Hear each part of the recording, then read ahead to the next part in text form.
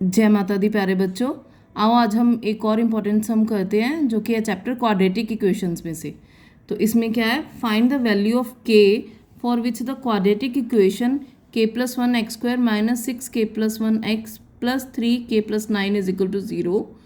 ये हमें equation given है। इसमें एक कंडीशन है k not equal to minus one. K की वैल्यू कुछ भी हो सकती है बट माइनस वन नहीं होगी। Has real and equal roots, यानी ये जो इक्वेशन गिवन है इसके रूट्स रियल एंड इक्वल हैं और एक कंडीशन उन्होंने दी है के की वैल्यू माइनस वन नहीं हो सकती। तो इसमें जो बेसिक कंसेप्ट लगता है वो ये है कि एक standard form of quadratic equation ये होती है a x square plus b x plus c, जिसमें ए जो होगा वो कांस्टेंट, बी जो होगा कांस्टेंट, सी कांस्टेंट। तो ये इक्वल टू ज़ीरो। तो हम क्या करते हैं, पहले डिस्क्रिमिनेंट डी फाइंड आउट करते हैं which is equal to B square minus four A C. Discriminant find out करने के बाद अगर डी लेस देन ज़ीरो है तो नो रियल रूट्स, यानी जो हमें इक्वेशन गिवन है इसके रियल रूट्स होते ही नहीं। और अगर if D equal to zero है तो रियल एंड इक्वल रूट्स कितने, दो। तो जो रूट्स होंगे वो रियल और इक्वल होंगे, यानी दोनों रूट्स आपस में सेम वैल्यू होगी। तो if D greater than zero तो क्या होगा, two real and distinct roots, दो रूट्स होंगे, रियल रूट्स होंगे और दोनों अलग अलग होंगे। ठीक है, ये हमारी कंसेप्ट है क्वाड्रेटिक इक्वेशन का, बेसिक कंसेप्ट। ठीक है, इसको आपने लर्न कर लेना अच्छी तरह से, चाहो तो स्क्रीनशॉट कर लेना। अब उसके बाद ये हमने इसमें अप्लाई करना है। कैसे, इसमें हमको रूट निकालने नहीं है। उन्होंने बोला है कि जो ये इक्वेशन है इसके रूट्स रियल एंड इक्वल हैं। और अभी आपको मैंने समझाया कि रूट्स रियल और इक्वल कब होते हैं, जब डी ज़ीरो होता है। तो इसका मतलब हमें इनडायरेक्टली गिवन है discriminant D is equal to zero. तो पहले मैं इक्वेशन लिखनी हूँ, k plus one x square minus six k plus one x plus three k plus nine is equal to zero. इसको मैं standard form of equation a x square plus b x plus c is equal to zero से इसको मैं compare करूँगी। तो जब मैंने इसको कंपेयर किया, ये मैंने आप जो स्टैंडर्ड फॉर्म होती है ए बी सी उसमें स्मॉल लेटर्स में होता है, बट स्मॉल लेटर्स में मेरा ऑलरेडी वेरिएबल के चल रहा है तो थोड़ा सा उसको डिफ्रेंशिएट करने के लिए मैंने कैपिटल लेटर्स लिए हैं, आप स्मॉल भी ले सकते हो। तो अब अगर मैं कंपेयर करूँ तो मेरा ए क्या आया, के प्लस वन, बी क्या आया मेरे पास, ध्यान से देखो साइन भी हमने साथ में कंपेयर करना है, minus six k plus one, C क्या आया मेरा three into k plus nine. ठीक है, अब it is given that roots are real and equal.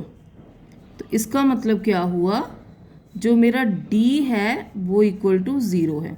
अब d किसके इक्वल होता है, B square minus four A सी, वो मेरा इक्वल टू ज़ीरो है। अब मैं यहाँ पे वैल्यू पुट कर दूँगी, बी स्क्वायर यानी minus six into k plus one का square minus four, A is के प्लस वन और सी is three k plus nine, ये इक्वल टू ज़ीरो आ गया। अब मैंने जब स्क्वेयरिंग की, माइनस का स्क्वायर हुआ प्लस हो गया, सिक्स का स्क्वायर 36, के प्लस वन का स्क्वायर पूरी ब्रैकेट, माइनस फोर और थ्री मल्टीप्लाई हो गए 12, के प्लस वन के प्लस नाइन। अब ध्यान से देखना बेटा, के प्लस वन ब्रैकेट इस टर्म के पास भी है, के प्लस वन ब्रैकेट इस टर्म के पास भी है। तो मैंने एक के प्लस वन ब्रैकेट कॉमन निकाल ली। ठीक है, और मेरे पास बचा 36 माइनस 12, मैंने एक के प्लस वन ब्रैकेट कॉमन निकाल ली और साथ में मेरा 12 भी बच रहा है। 12, 36 भी 12 के टेबल पे जाता है, यहाँ तो 12 है, 12 कॉमन आया तो यहाँ बचा 3। के प्लस वन ब्रैकेट जो यहाँ मैंने मिस्टेक की वो ये थी, के प्लस वन ब्रैकेट में से एक आ गई, एक बचेगी तो वो यहाँ लिखनी थी, माइनस 12 भी आ गया, के प्लस वन भी आ गया और बचा क्या, के प्लस नाइन। ठीक है, और ये आया 12 के प्लस वन, इसको हमने सॉल्व कर दिया, 3 के प्लस थ्री माइनस के माइनस नाइन। ठीक है, और ये बेटा आया 12 के प्लस वन, 3 के माइनस के इज़ 2 के 3 माइनस 9 इज़ -6। ओके, अब ध्यान से देखो तो यहाँ पे मेरा 2 कॉमन निकलता है, इंटू 2 बच गया k माइनस 3। अब 12 into 2 24, k plus 1 k minus 3। अब 12 उधर जाएगा, 0 डिवाइडेड बाई 24 उधर जाएगा, 0 डिवाइडेड बाई 24 इज 0, तो k plus 1 k minus 3 is equal to 0। अब यहाँ पे ये दो ब्रैकेट्स मेरी 0 हैं, तो आप बेटा एक ध्यान रखना मेरी बात, अगर दो नंबर्स की प्रोडक्ट 0 है तो या तो ये दोनों 0 या दोनों में से एक 0। तो ऐसे ही अगर दो ब्रैकेट्स की प्रोडक्ट 0 है, या तो ये ब्रैकेट 0 है या ये ब्रैकेट 0 है, तो इसका मतलब either k plus 1 is equal to 0 और k minus 3 is equal to 0।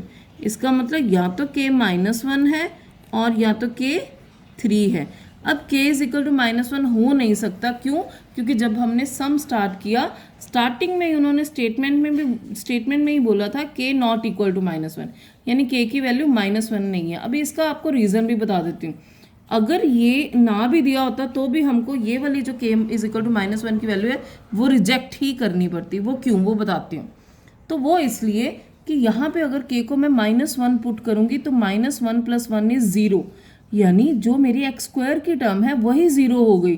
तो ये क्वाड्रेटिक इक्वेशन बचेगी ही नहीं, क्योंकि 0 × x² 0 हो जाएगा, ये पूरी टर्म ही एमिट हो जाएगी, ये पूरी टर्म ही रिमूव हो जाएगी, तो वो क्वाड्रेटिक इक्वेशन नहीं बनेगी। तो इसीलिए k की वैल्यू -1 नहीं हो सकती। यहाँ दिया है, बहुत अच्छी बात है, हम देख के ही रिजेक्ट कर देंगे। ना भी दिया होता तो भी हमको k is equal to -1 reject ही करनी थी, तो ये रिजेक्टेड हो गई। तो इसका मतलब k की वैल्यू जो हमको निकालनी थी वो क्या है, 3। Very good.